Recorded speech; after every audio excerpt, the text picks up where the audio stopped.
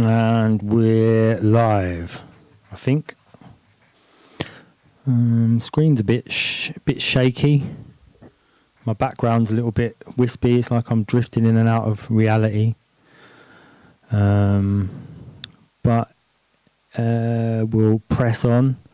So welcome, everybody, to the Got Ancient Wisdom live stream. Let me know if everything's all right, if there's any problems, any sound problems or anything like that. I think everything's all right.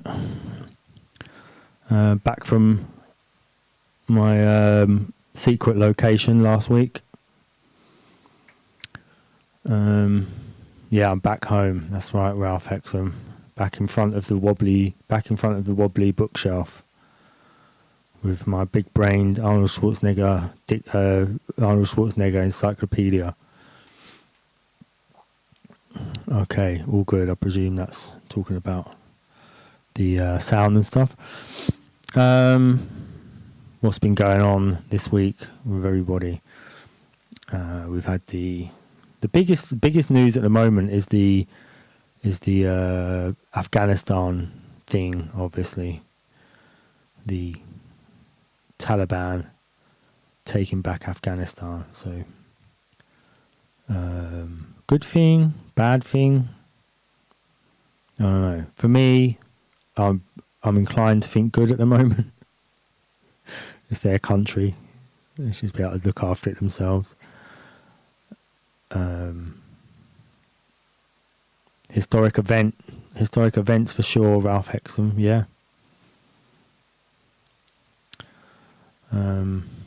But just another to-in and fro-in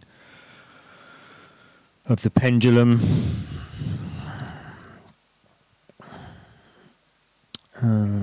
Right, so last week, I hope I've got the right place because I haven't got my travel book with me.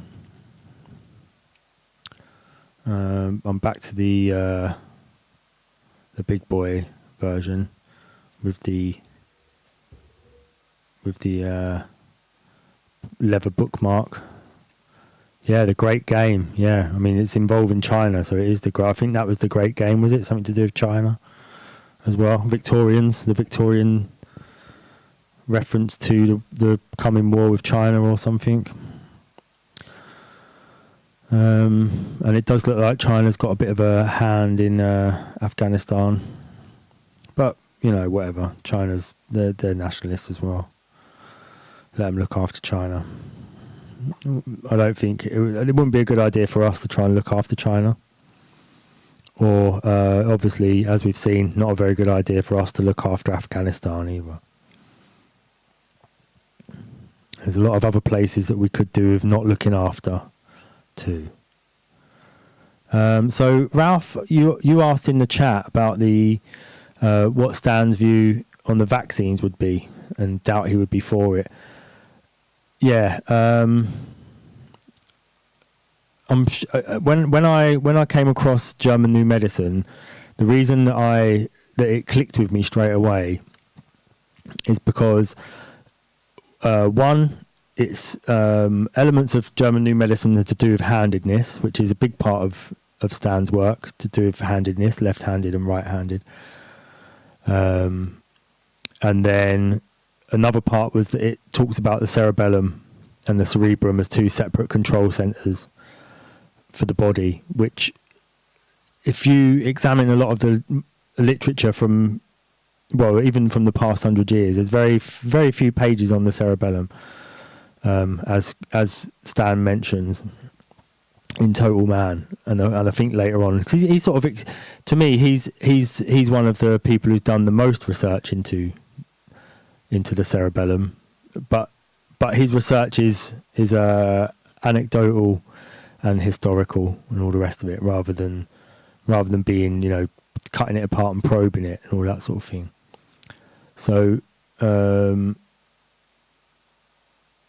Those two elements alone in German New Medicine made me sit up and take notice, because nobody else talks about these things as if they're that important. And then once you start reading about German New Medicine, it's about how the body makes itself ill, and also, or what we call ill, but these illnesses are just really shocks in the body, and the body attempting to protect itself or to protect you, because it's one thing. There's not a separate you in the body, which is again what Stan's work is about. Is trying to stop people separating themselves from their body or themselves from their nature or whatever, and that the body also repairs itself, and a lot of this stuff is touched on later on in. I think the double helix of the mind might touch on it a little bit, which was a book from 1980 that Stan wrote. And then The Secret Life of Humans, which was early 80s, 82 or 83. And that goes into a lot more detail about health and cases of recovery from illness and people changing their genes, and people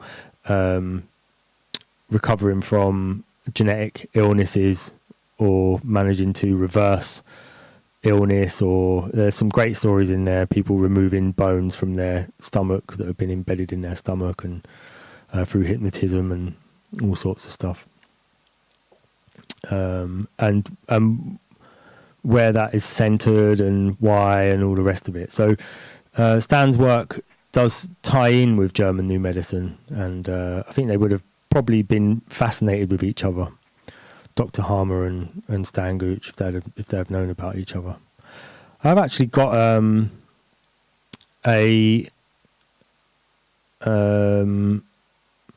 I've got a letter from J. Philip Rushton that he wrote to Stan as well, and sent him an abridged version of one of his books.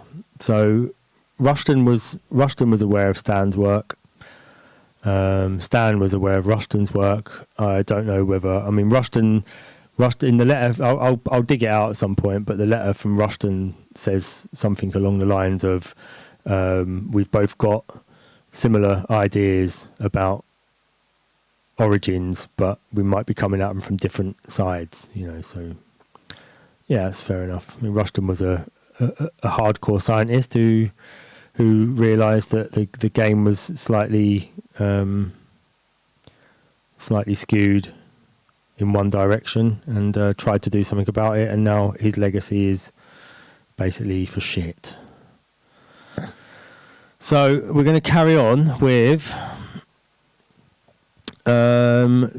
chapter 6, which is some socio-behavioural phenomena of Western society, which is from part 3, trance and anti-trance. And I think the last line was about the field dependency of women. I'm pretty sure it was. Okay, so I'm going to start on page 179. Unlikely as it must by now seem, the purpose of this section is not to denigrate women. One is attempting to define women and to show certainly that one is attempting to define woman and to show certainly that her attempts to function as a male are probably seriously misguided.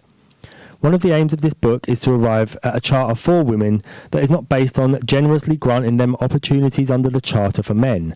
This perhaps begins to sound like a defence of apartheid. Hopefully, it is not. In magical thinking, but also in mysticism, religion and philosophy, sex differences, including stages of sexual development and sexual practice, play an extremely important part both figuratively and literally, as was indicated briefly in Chapter 2. Psychoanalysis, together with medical psychology, also supports the view that men and women should be regarded as essentially different, at least to the extent to which they are regarded as similar, i.e. the differences are as real and as great as any similarities.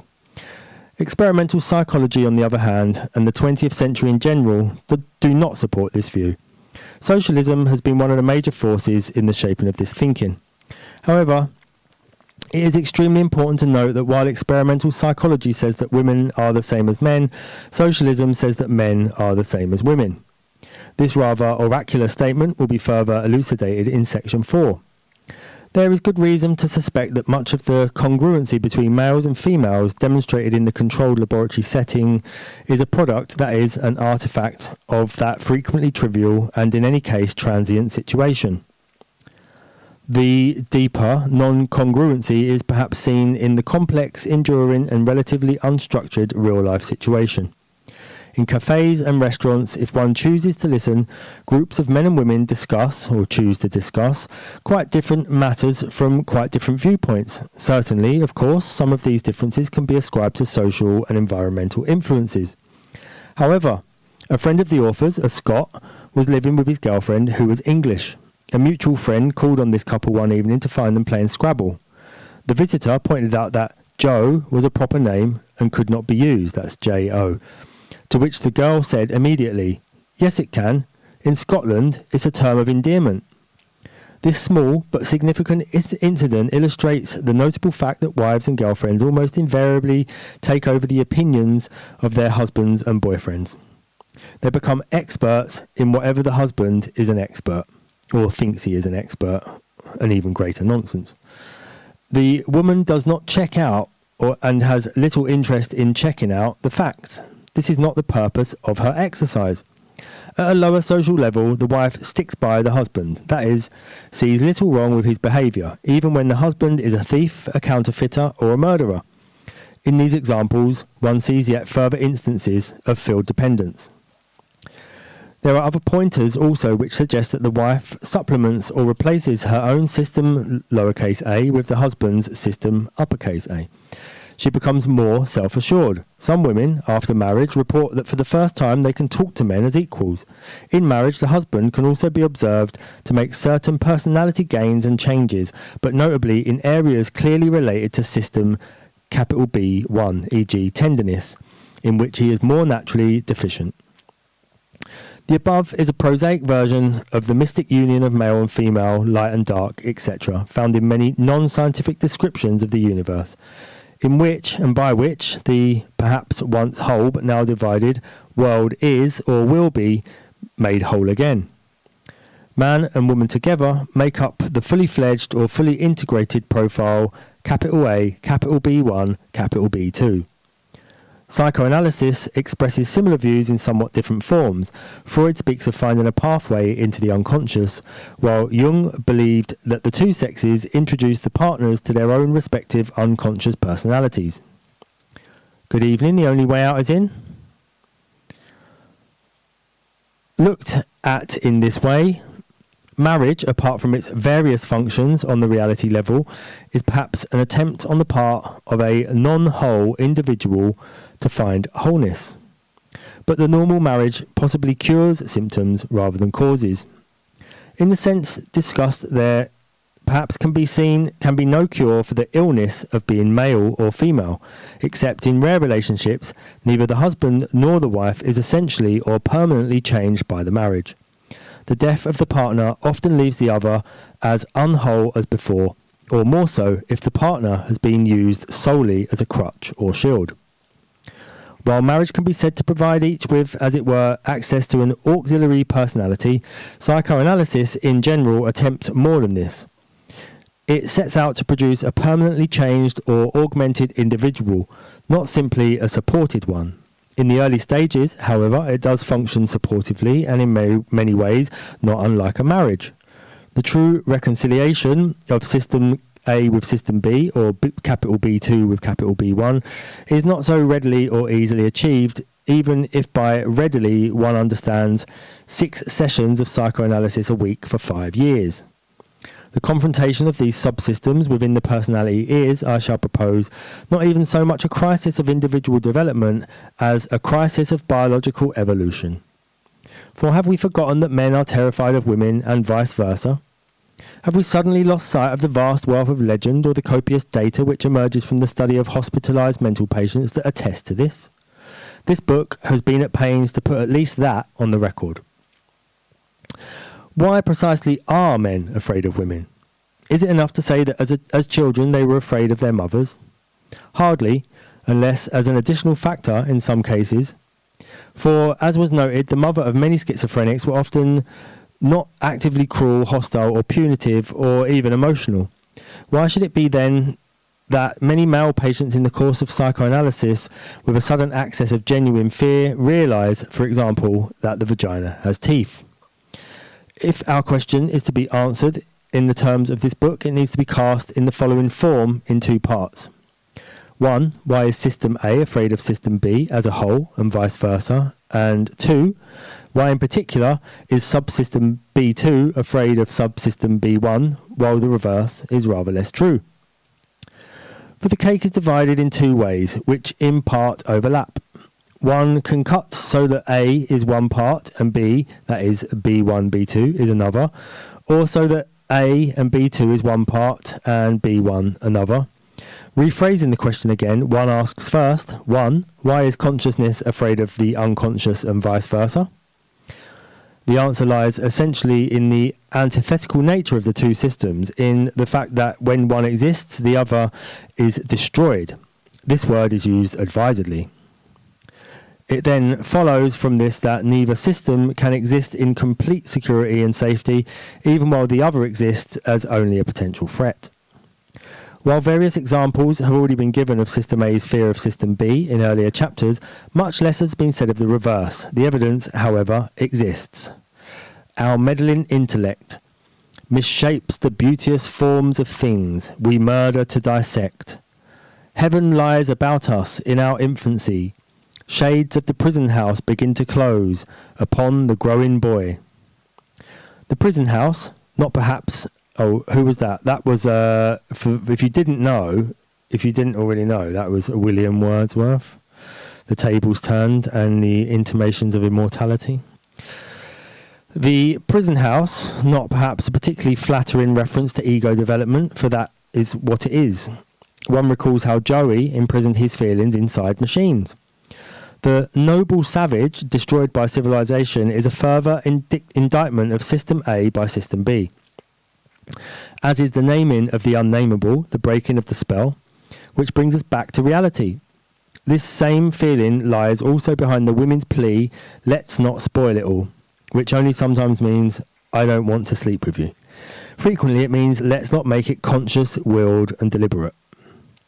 Lang speaks of the Medusa eye, of consciousness of his patience, which strikes everything and everyone dead, kills all spontaneity, joy in life, the very sensation of being alive, and the possibility of happiness. Relevant also are the lines spoken to Faust, the dry, desperate scholar, by Mephistopheles. Green is the golden bough of life, and all theory grey.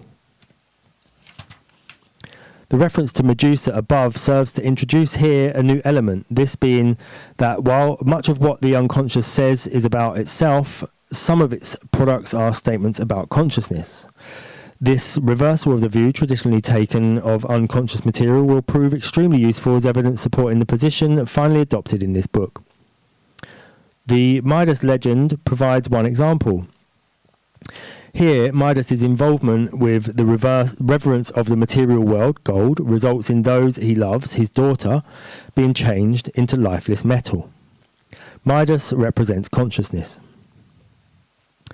To summarise, the impact of System B on System A is perceived as a swallowing up, an engulfment, an overwhelming, an enslavement or enchanted conversion into animal form. The impact of System A on System B is perceived as a turn into stone, a petrifaction, a mechanisation, a transformation of organic being into inorganic non-being, a loss of life and colour, or rather less frequently as a splitting, splintering, disintegrating. A familiar analogue of this being the breaking of a mirror, which brings 7 years bad luck, which links in form also with the more general breaking the spell. In second place, we ask 2.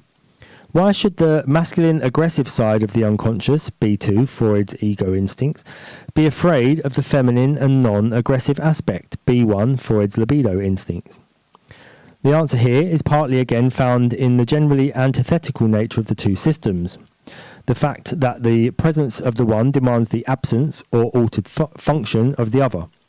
In view of the fact, however, that the opposites of the unconscious are linked, opposites are linked opposites rather than total opposites, this argument cannot be quite as forceful as previously.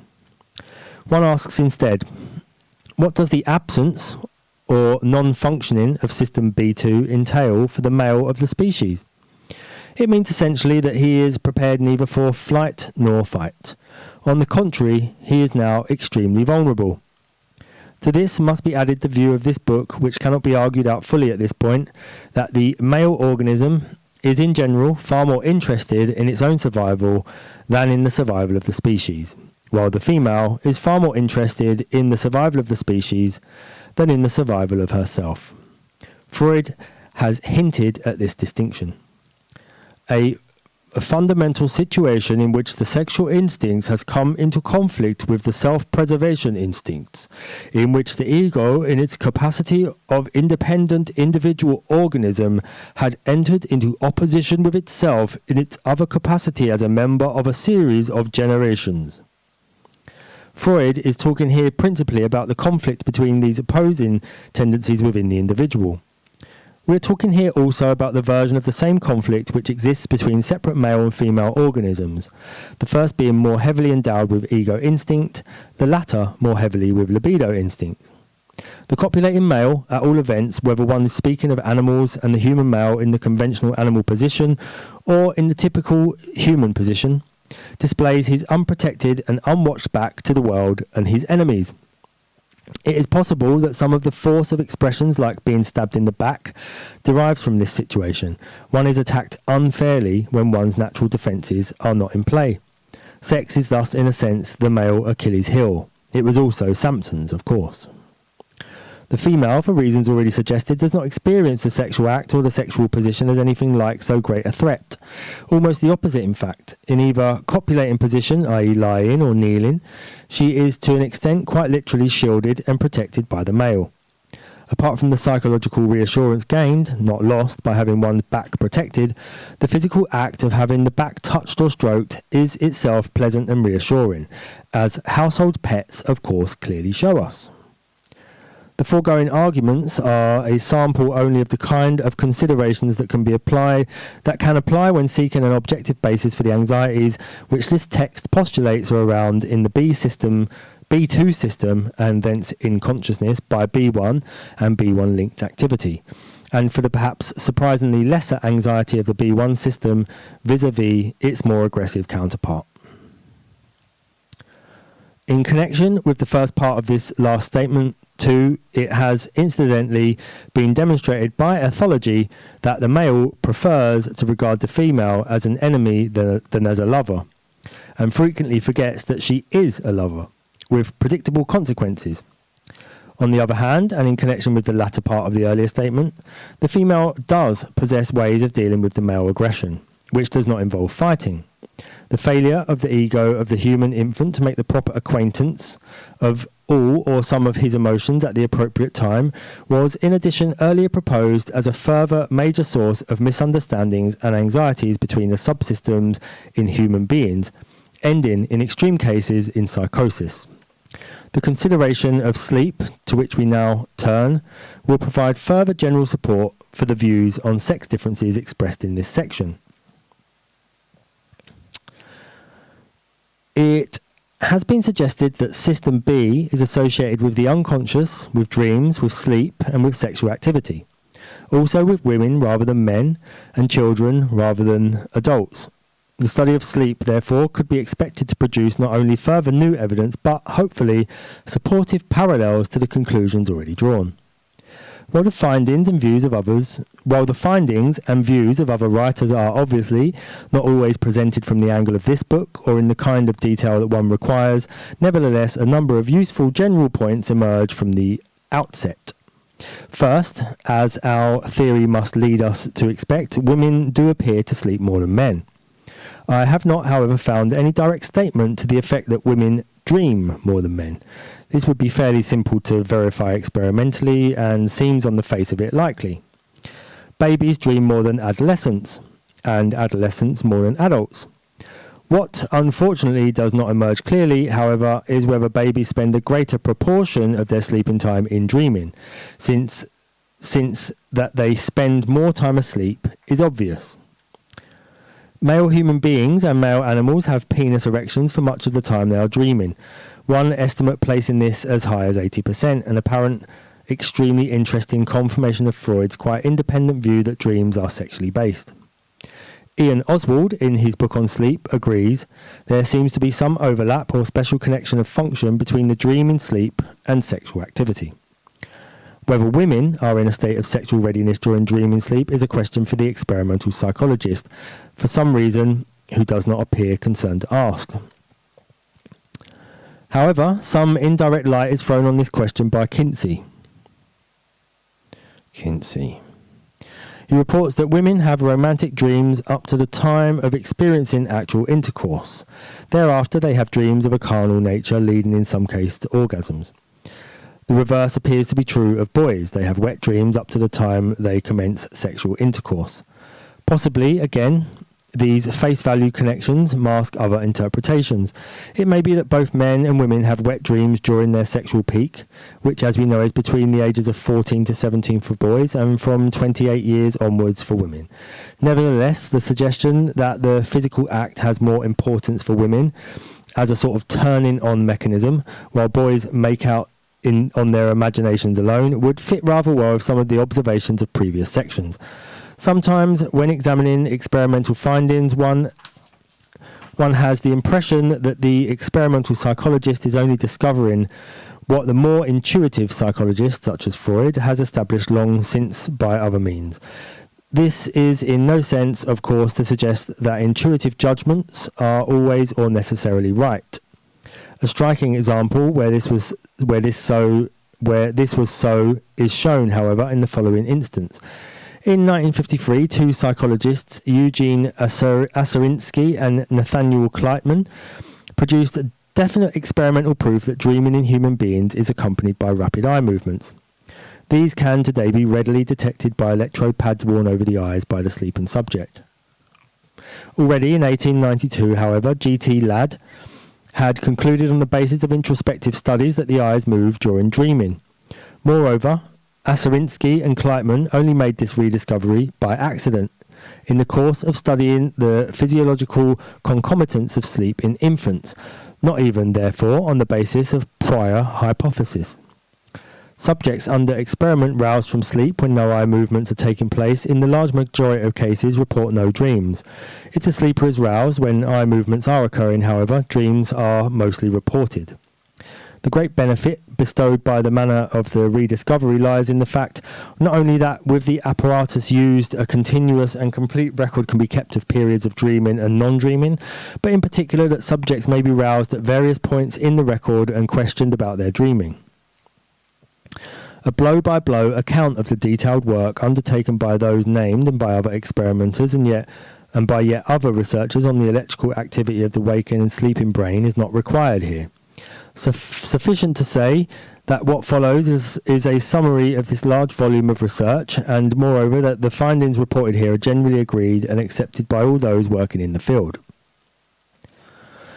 It appears that there are two forms of sleep, dreaming and non-dreaming. These are almost always accompanied respectively by the presence and absence of rapid eye movement, and also by accompanying differences in the electrical activity of the brain. It appears that the subject is actually watching the events of his dreams. These, incidentally, last approximately as long in the dreams as they would if happening in real life. In the normal full cycle of waking, sleeping, waking, there are 5 distinct phases, now described. I'll just get something set up. 1.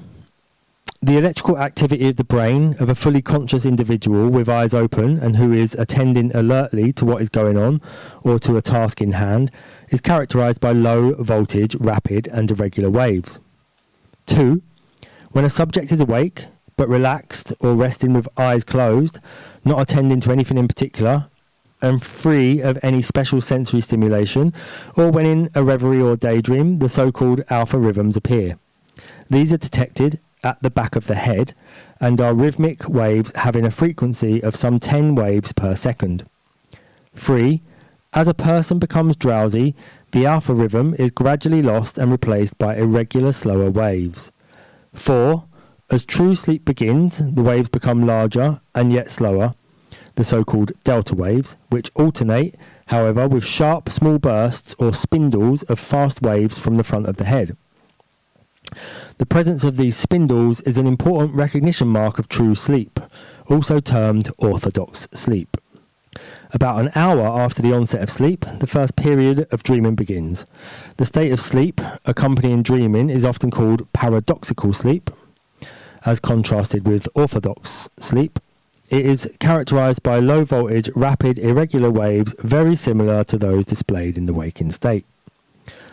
However, despite the demonstration that the cortex is active in a manner resembling its normal waking state, it is, paradoxically, hence the name, much harder to arouse an individual from this kind of sleep than from orthodox sleep. The principal stages of the waking cycle outlined above are shown graphically in figure 6. Just get that up. There you go.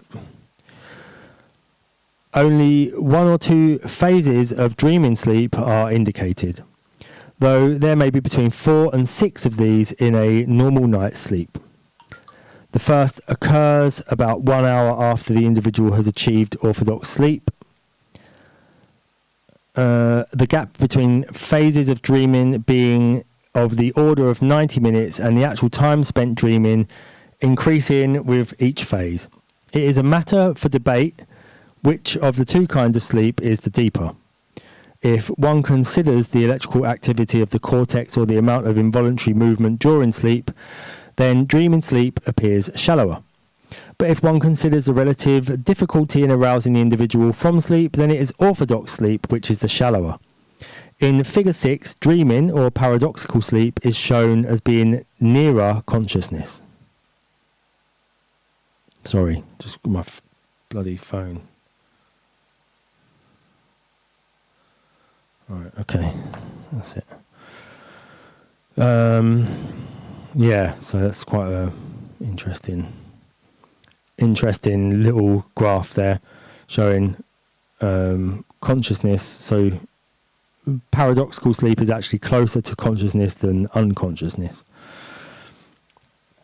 A further manifestation which accompanies the onset of paradoxical sleep not so far mentioned is that muscles which have so far remained partly tense now relax completely.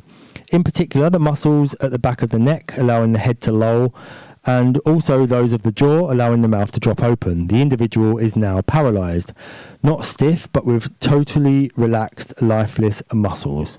It is doubtless from this that the feeling of being trapped or unable to move arises in some dreams.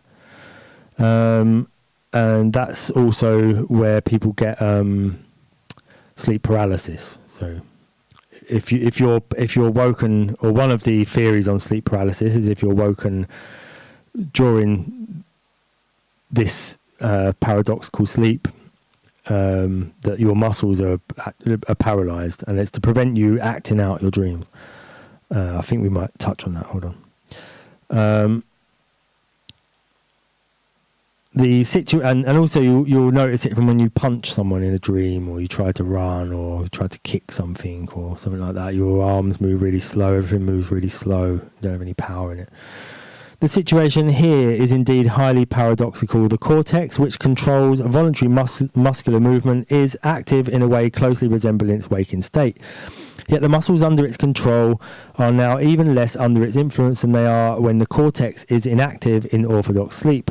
Similarly, a shout or stimulus which might well arouse the sleeper from orthodox sleep is, during paradoxical sleep, frequently incorporated into the ongoing dream.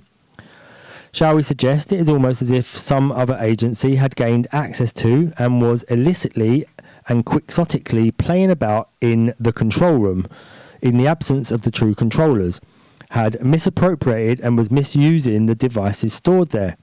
This explanation, of course, raises or would raise many questions, but it at least accommodates the facts.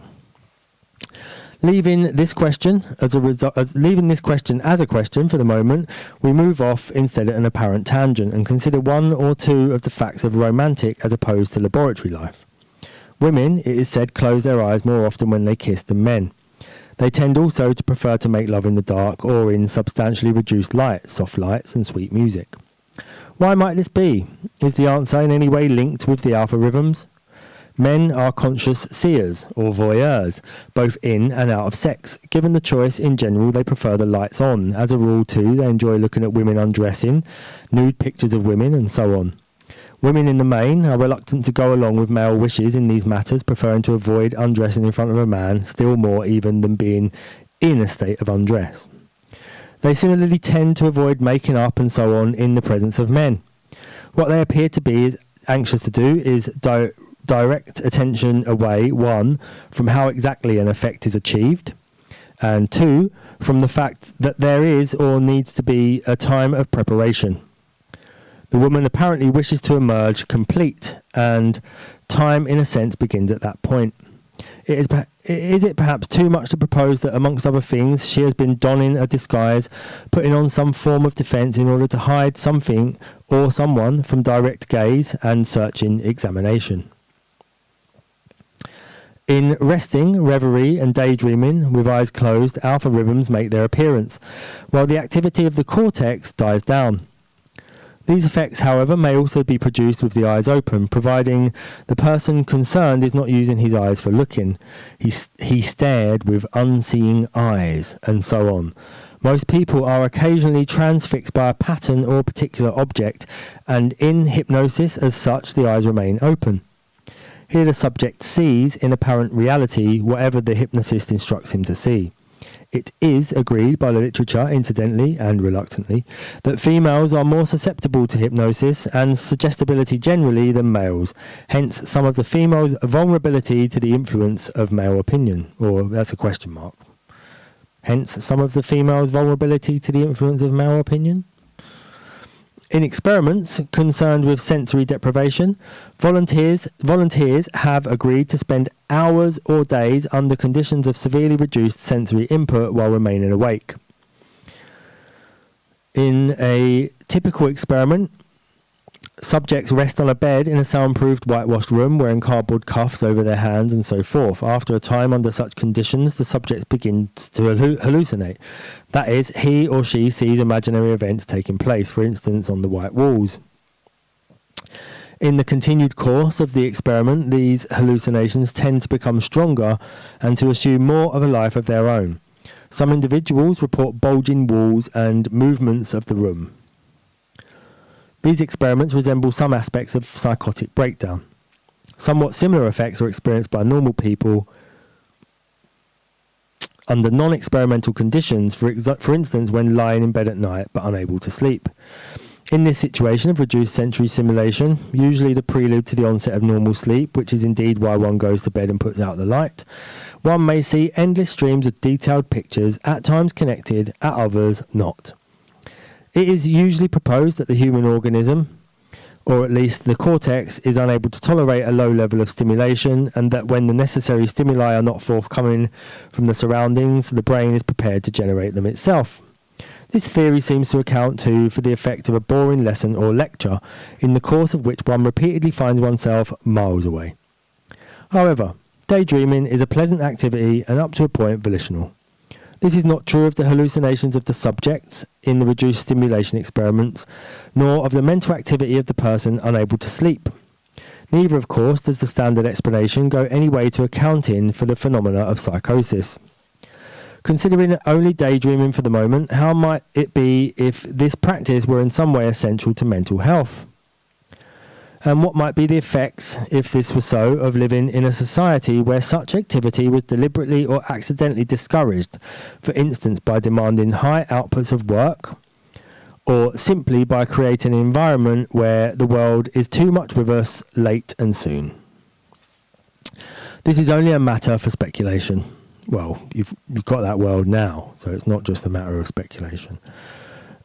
What is not speculation, however, is that night dreaming and paradoxical sleep most definitely are an essential component of mental health.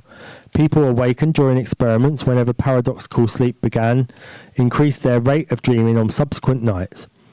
If, nonetheless, they are continually awakened in this way over a number of nights, their daytime waking behaviour begins to deteriorate, even though they are getting Oh, God, big yawn. Even though they are getting more or less their full amount of orthodox sleep. It's because I'm talking about sleep. There's some sort of classical conditioning occurring. They become irritable, jumpy, depressed, and paranoid. When finally allowed to sleep undisturbed, these subjects spend a far greater portion of sleep in dreaming, as if making up for lost dreams. Similar experiments where subjects are awakened whenever they begin a period of orthodox sleep after dreaming show some, but not all of the effects noted in respect of loss of dreaming sleep. Such subjects, when eventually allowed to sleep normally, make up for the loss of orthodox sleep by drastically reducing the amount of paradoxical sleep in subsequent nights. But the daytime behaviour of orthodox deprived individuals is in no way bizarre. Hence, while both kinds of sleep are clearly needed by the organism, paradoxical sleep appears to fill a more basic need, one that cannot be denied with impunity. When volunteers are deprived of all sleep for long periods, upwards of 100 hours, by being walked about, talked to, given tasks to perform and so on, the reactions mentioned by Calvin Hall are intensified. From what was said above concerning the deprivation effects of orthodox and paradoxical sleep considered separately, it seems reasonable to assign the effects of whole sleep deprivation also to the latter, rather than to orthodox sleep. The whole sleep-deprived subjects have persistent hallucinations and delusions over which they have no control.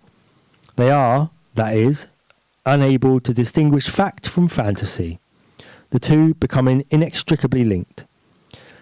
What these subjects experience resemble very closely the hallucinations of schizophrenics, or for that matter, alcoholics and drug addicts. Ian Oswald describes in one of his volunteers a full-fledged paranoid breakdown lasting many hours. This was not an as-if situation. The subject fully believed that he had been drugged and that he and his companions were being interrogated in connection with certain crimes. Of particular interest is a striking example quoted by Oswald of the concertinaed associative schizophrenies discussed in the last chapter.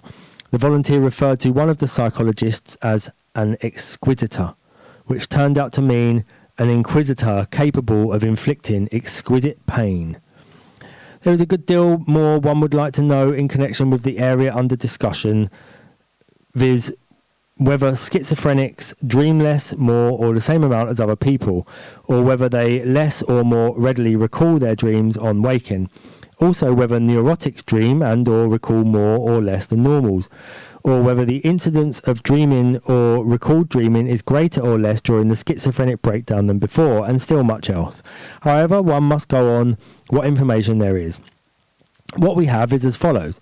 When a person is cognitively occupied with an interesting task, i.e. when System A is functioning optimally, no alpha rhythms are detected from the brain.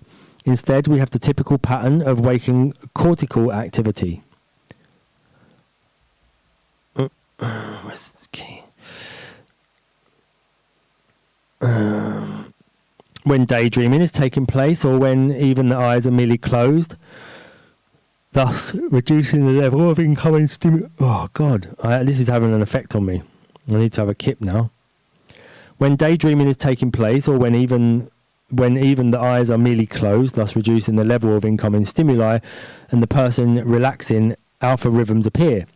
What happens to the individual deprived of daydreaming or periods of wakeful rest? Experimentally, we do not as yet know. There are, however, some admittedly oblique non-experimental considerations. A feature of life prior to some mental breakdowns is overwork, the situation of being constantly on the go. Under these conditions, no time is set aside for relaxation. Conversely, techniques of meditation teach the withdrawal from cortical activity, that is, from thinking and problem solving, for a few minutes several times a day. This is widely claimed to perform wonders for run-ragged businessmen without, however, affecting their overall work output except favourably. We know from experiment that lack of dreaming sleep and total lack of sleep produce the symptoms of psychotic breakdown on a striking scale. Many real psychoses are preceded by a period of insomnia. In this sense, at least, then the pre-psychotic does, of course, dream less than the normal person. Yeah, Weltgeist zu Pferde, I hope I've said that all right. System B engaged, yes. Talking about sleep. When do you ever talk about sleep and not go to sleep straight after it? It's very rare, isn't it? So that's, it's probably like, it's normally like, come on, time for bed, time to go to sleep. Oh, I'm tired. It's always when you talk about sleep that you go to sleep. You never talk about sleep during work. Unless you're really tired, and then you're talking about sleep because you're really missing sleep. That's your system B trying to get through. Come on, go to sleep. What have these two situations in common? In both, there seems to be a denial of the rights of System B, a limitation, as it were, of broadcasting time. This limitation, in all the examples considered, can be said in one way or another to be caused by System A. The amount of broadcasting time demanded by System B by day seems not to be large. The amount demanded by night is relatively large. Any denial of night dreaming time is met by a counterattack on normal waking time by System B.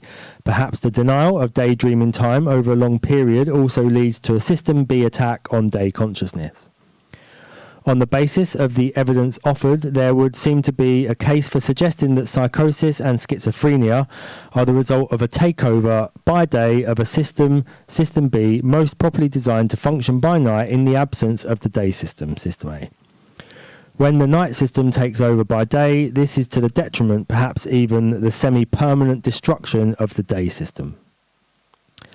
This view of personality function gains considerable support from the fact that when System A functioning is experimentally reduced or weakened, i.e. in sensory deprivation experiments, and without sleep following as a consequence, the symptoms of psychosis are observed.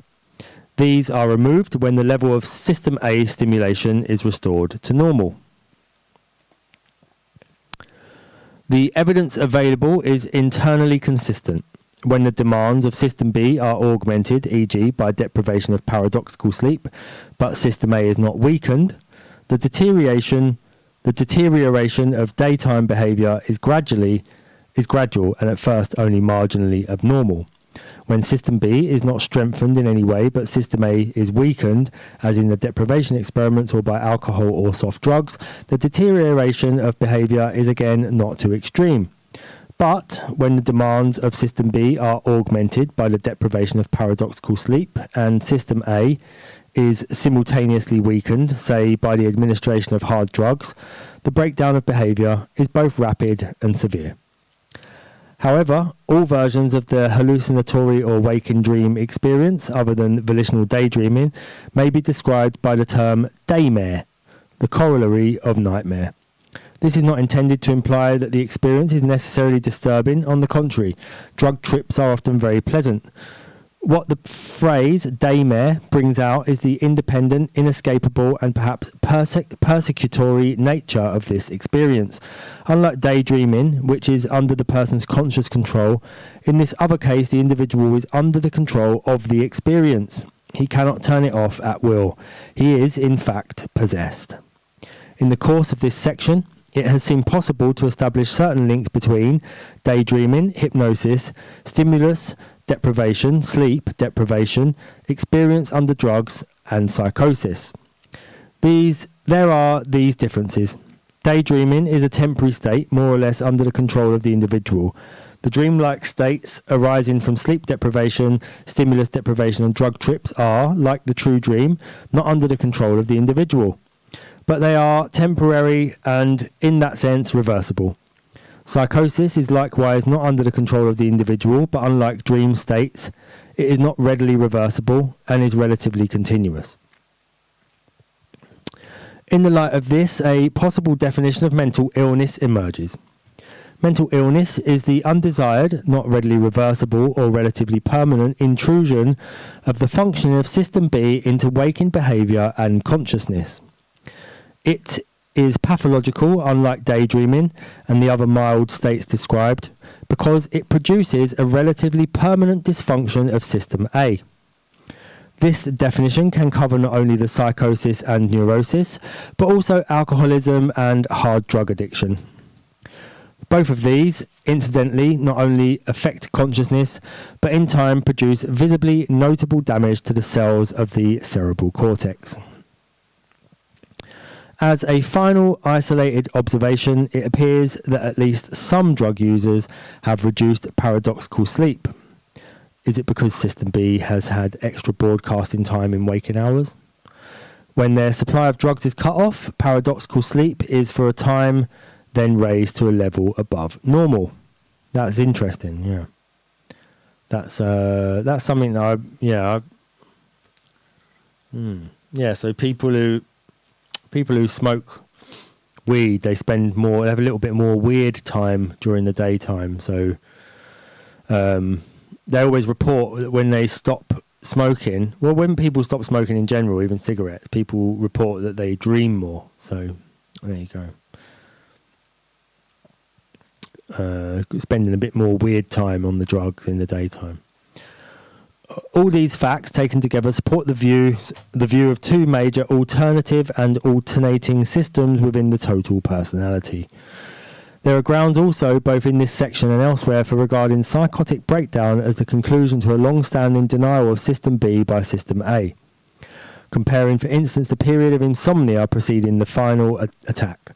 Neurosis, on the other hand, is rather the continuous attrition of the conscious personality by a constant yielding to the demands of System B. Neurotics often sleep more than other people. Are sufferers from neurosis in some sense under the spell of System B? I'm going to have to think that one through now. Yeah. So let's just go over that again.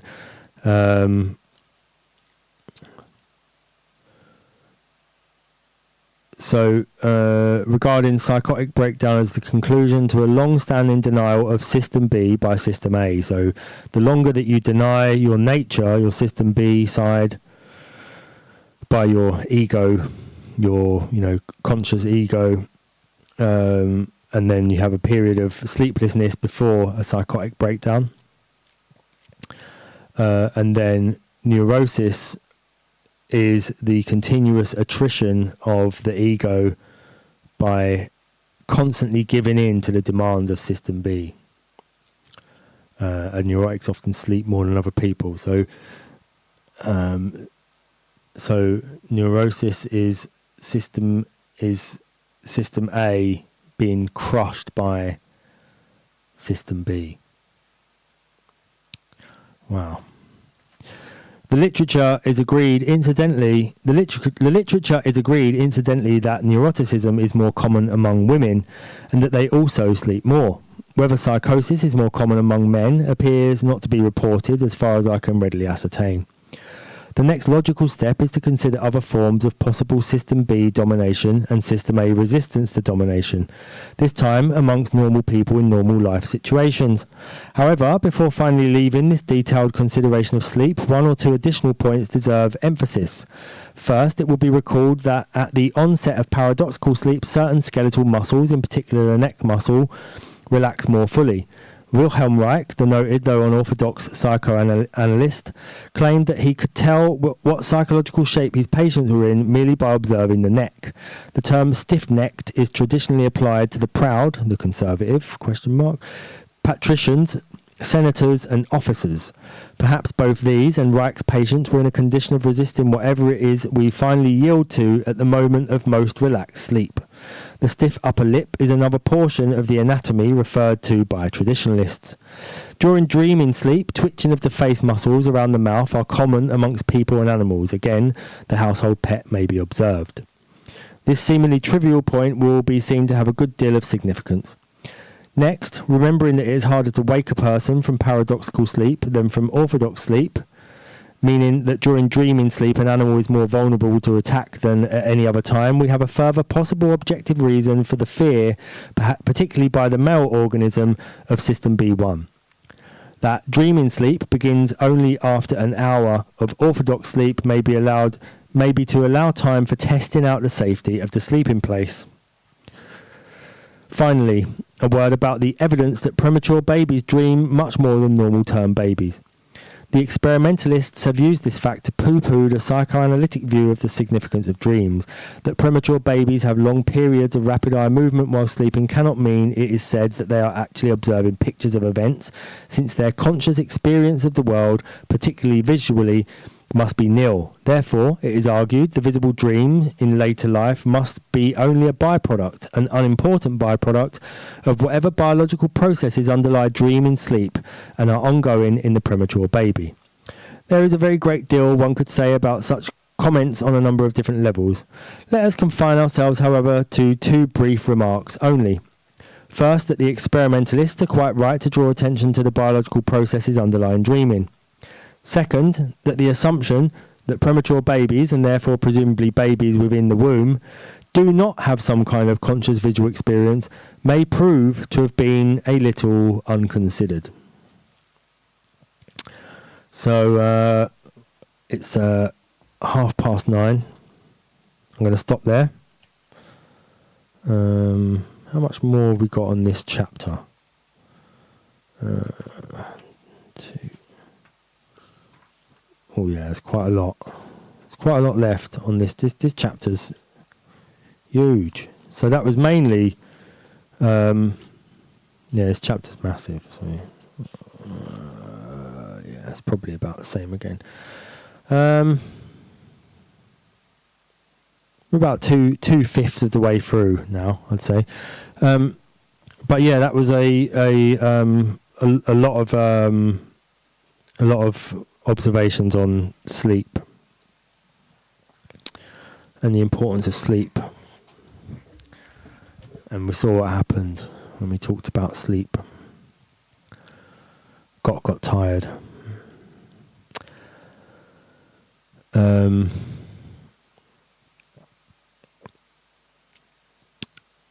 Yeah, so I'm still sort of, my mind's still a little bit in that section about the psychosis being the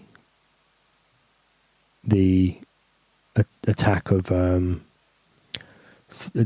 system B, and then the neurosis being the yielding of system B. I think that's still, I'm gonna have to mold that over a bit because I don't remember it being, I mean, it's quite well put.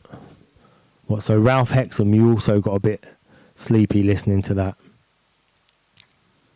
Yeah, I remember when I first read all of this stuff, and the concept of there being like a second control center became apparent. Because you sort of read stuff and then you start applying it to everyday life and to your own experiences. And then as you do, you start sort of recognizing where these things are true or appear to be true anyway. And what a sort of,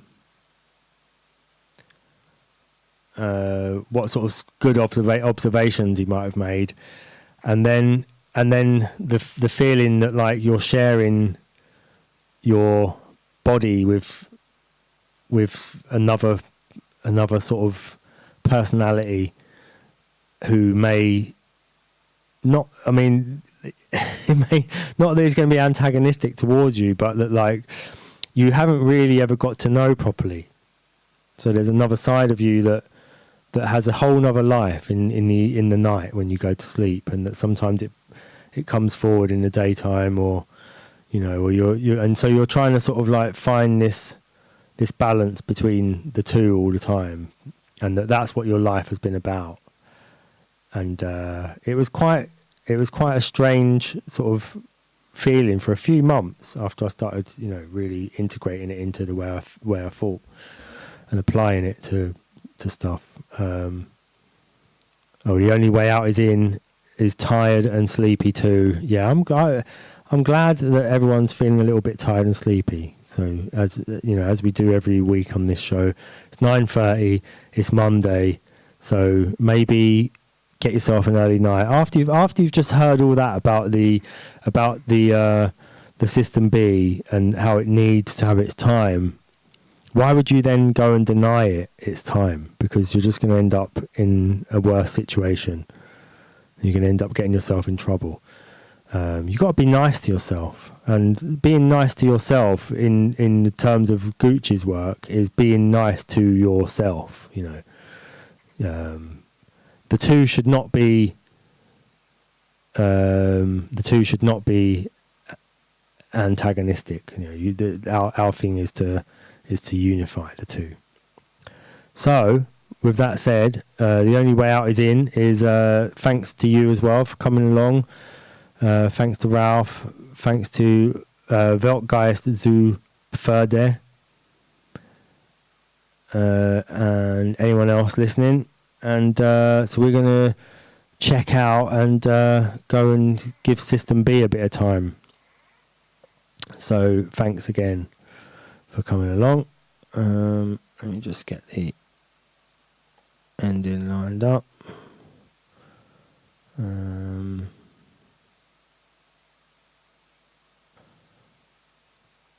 Alright, so off now. See you next week, everyone. Thanks. Bye.